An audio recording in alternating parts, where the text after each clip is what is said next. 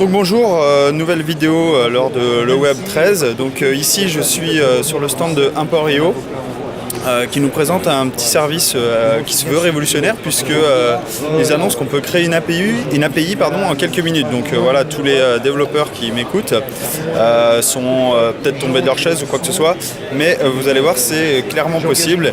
Et donc Nick va nous présenter un peu sa plateforme, son service et à qui il s'adresse. À toi Nick. Très bien, merci. Alors, on va créer une API en quelques minutes, avec quelques clics, sans écrire de code. Donc, ça s'adresse aux développeurs pour leur faciliter la tâche, mais ça s'adresse aussi à des gens non techniques qui n'auraient pas la facilité d'écrire du code. Donc, nous sommes dans notre logiciel qui se télécharge gratuitement. On va aller créer une nouvelle source de données. Okay. Et en fait, ça marche comme un navigateur habituel, comme Chrome, comme Firefox. Sauf qu'en bas, on a des outils et un assistant qui vont nous guider vers la publication d'une API. Est-ce qu'on n'aurait pas pu imaginer d'avoir une extension qui puisse faire ça, puisque là, entre guillemets, moi j'ai cru que là on était clairement dans un navigateur. Est-ce que une extension un peu comme Firebug ou des trucs comme ça qu'on retrouve sur les sites web, est-ce qu'on pourrait imaginer d'avoir le même type d'outils, de services? Alors, nous avons aussi un Chrome Extension, ouais. Mais qui marche différemment. C'est-à-dire que ce qu'on voulait faire, c'était de simplifier encore plus. Donc là, on va faire en quelques minutes créer une API, mais on a aussi un catalogue d'API qui existe déjà. Et avec l'extension pour Chrome, en fait, en naviguant, en allant sur une page web, si on a une API pour cette page, on va vous le signaler et vous pouvez directement utiliser cette API. D'accord. Okay. Mais là, c'est pour créer vos API à vous. D'accord. Custom. Donc je suis sur une page qui contient le top 250 des meilleurs films de tous les temps. Ouais. Le numéro 1, c'est Les Évadés, pour ceux qui ne connaissent pas The Shawshank Redemption. Et on va créer un extracteur. C'est un de nos 3 produits, c'est le plus simple à démontrer. Là, on va nous guider et on nous demande est-ce qu'il y a plusieurs exemples des données sur la page ou est-ce qu'on regarde plutôt une page produit. Voilà, donc là on guide un peu l'outil sur comment il va aller récupérer les informations sur la page. Voilà, comment sont présentées les infos sur la page. Là en l'occurrence, on a plusieurs exemples de chaque donnée sur la page. On fait quelques détections, quelques réglages de la page, donc est-ce qu'on a besoin d'utiliser JavaScript ou pas. Ouais. Donc là pour l'instant on a juste cliqué des boutons, pris 2-3 décisions, c'est simple. Là c'est la partie manuelle. D'accord. Et on a besoin de savoir où sont les rangées sur cette page. Donc que représente une rangée? Et c'est du point and click, on va littéralement surligner, sélectionner comme ça. Hop, avec la souris, on clique sur Train Rows et ça va mettre en valeur la première rangée en rose. D'accord. Donc là, en fait, l'outil a directement analysé qu'il y a une rangée, il y a des données qu'il peut importer. Et donc, il a un peu sémantiquement récupéré déjà des informations sur ce qu'il va récupérer. Exactement.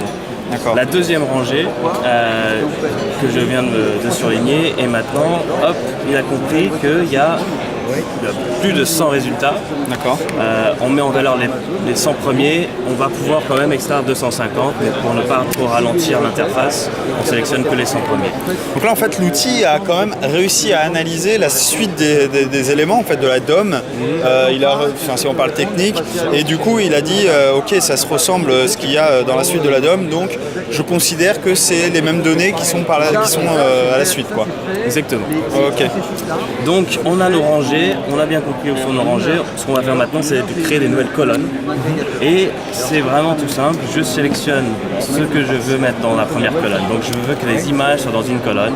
Ouais. Je sélectionne l'image, j'ajoute une colonne, je lui donne un nom. Et vous allez voir, on a plusieurs formats de données. Donc ça peut être du texte, ça peut être une date, ça peut être un prix, des chiffres, etc. Et là, on va choisir image. Et on clique sur OK et on extrait toutes les images dans une colonne. Voilà, on va très vite continuer, on va sélectionner le titre. Hop. sélectionne le titre. Donc là, c'est pour toute la sémantique un peu de la page, on va vraiment la récupérer en fait. Si on utilisait, pour parler technique encore, si on utilise des métadonnées dans la page, est-ce que l'outil va être capable de l'interpréter et de dire moi j'ai considéré que les métadonnées, j'ai bien ciblé ma page, je sais que c'est le titre de l'article, je sais que c'est la date, etc., l'image, etc. Est-ce que l'outil va être capable de les interpréter, ces métadonnées, à l'heure actuelle? Donc une fois qu'on a fait cette extraction, Ouais. Par exemple ici, au lieu de redire que c'est le titre, si moi je mets dans mon code que c'est une métadonnée title qui est utilisée notamment pour tout ce qui est SEO et tout ça, est-ce que l'outil va pouvoir le récupérer ou pas pour le moment? non, je crois pas. Pas pour l'instant. Ok. Ce que je vais montrer pour la troisième colonne, c'est simplement, je veux extraire la date, mais je veux pas prendre les parenthèses, je veux que la date. Ouais. Donc j'ajoute une colonne et je vais sélectionner le format date et je vais lui indiquer comment se présente la date sur la page. En l'occurrence, 4 chiffres pour l'année. D'accord. Et là, on va extraire que ça et la transformer en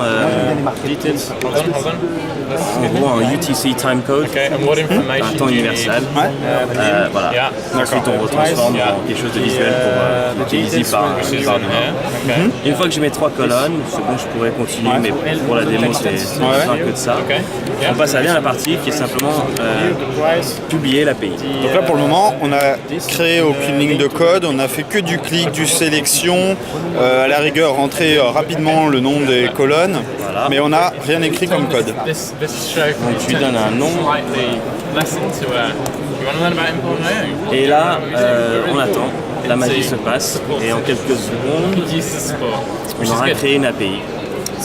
Et donc cette API justement qui va être créée, ça veut dire qu'on va avoir des plugins, on va avoir des entrées qui vont être qu'on va pouvoir fournir à des clients, à n'importe qui, c'est ça? Oui, tout à fait. Donc elle est publique, on peut la partager avec n'importe qui.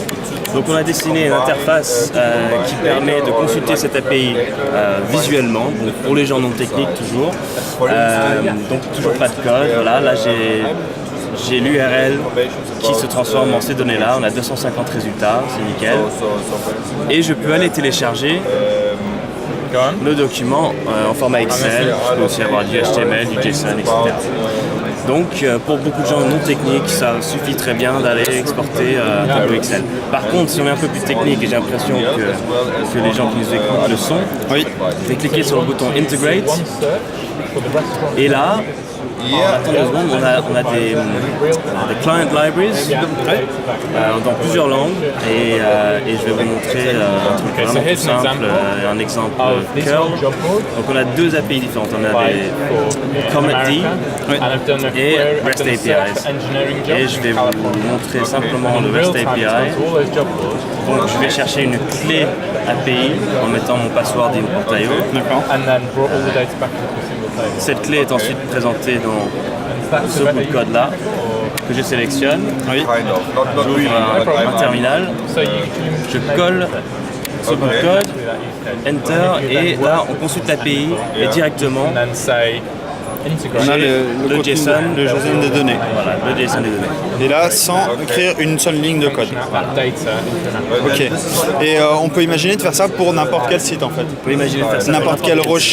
Une recherche web aussi, ça peut marcher. Ça marche aussi. Alors, pour vous montrer ça, je vais revenir à la première page. La page d'introduction quand on ouvre le browser. Ce qu'on a créé là, c'est un extracteur. Oui. On peut aussi créer un connecteur qui permet d'utiliser un moteur de recherche sur un site pour ensuite extraire des données. Et celui-là, encore une fois, peut-être pour les gens moins techniques, on a simplement envie de créer une base de données à partir d'un site entier. On peut utiliser le crawler qui prend cette extraction et ensuite clique sur tous les liens de la page jusqu'à une profondeur de 10 clics pour ensuite en gros récupérer toute l'information sur le site. Ok, merci beaucoup. Voilà, de rien, merci.